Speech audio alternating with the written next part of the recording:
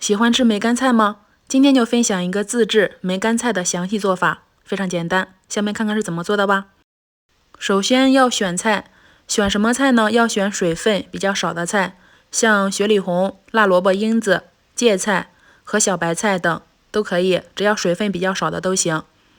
今天我买了10斤小白菜，因为这个季节只有它。把小白菜清洗干净，然后放到晾架上晾干水分，并且晒到6成干。一定要选择连续几天的好天气晒菜。我差不多晒了有3天左右，像这样水分变得比较少了，同时菜叶子搓揉也不会烂掉就行。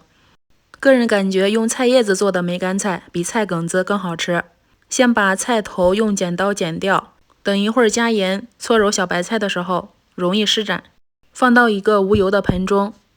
晒之前是10斤新鲜的小白菜，晒干后是多少我没有称，总共加了150克的食用盐。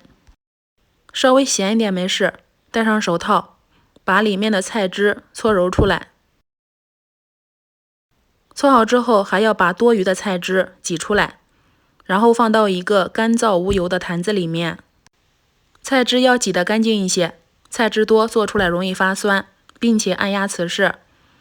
然后盖上盖子，密封发酵至少20天左右。在开坛的时候还要选择连续几天都是晴朗的天气。20天之后已经腌好了，把它取出来，放到太阳下面晾晒。这是晒了1天的样子。这个时候虽然有梅干菜的味道，但是不那么浓烈。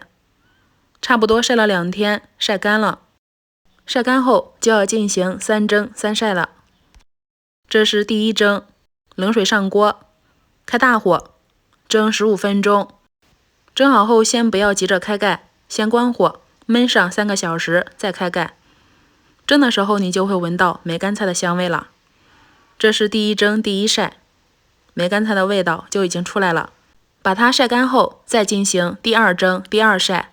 这是第2蒸第2晒，可以看到颜色已经变得稍微深了些，同时梅干菜的味道变得更加浓烈了。这个颜色在太阳下好好看，酱红色的。这是第3蒸第3晒，可以发现颜色已经变得很深了，梅干菜的味道特别浓。晒好后干燥保存，用来做梅菜扣肉、梅菜烧肉都好吃。喜欢就先收藏起来吧，毕竟自己做的更干净卫生。